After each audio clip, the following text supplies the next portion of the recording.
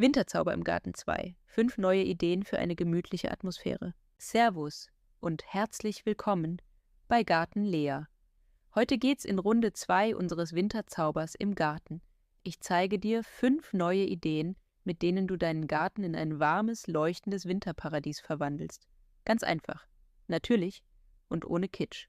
1 leuchtende Geschenkboxen aus dem Garten. Stell dir vor, dein Garten funkelt im sanften Licht. Überall kleine, leuchtende Geschenkboxen. Mit alten Kartons, transparenter Folie und Lichterketten zauberst du im Handumdrehen magische Blickfänge. 2 Gläser mit Lichterglanz. Ein paar alte Marmeladengläser, etwas Jute und Moos.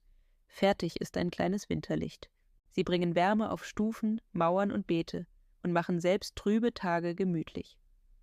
3 Mooskränze und Zapfendeko.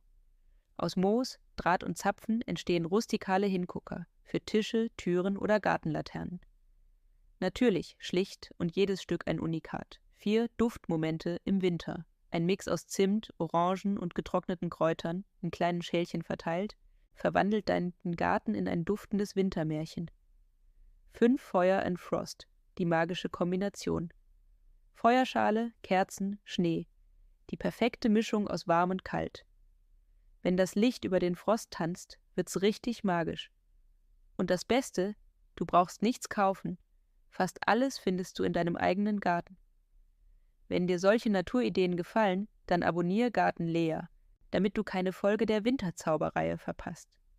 Schreib mir in die Kommentare, welche Idee du zuerst ausprobierst. Ich bin gespannt, was du daraus machst.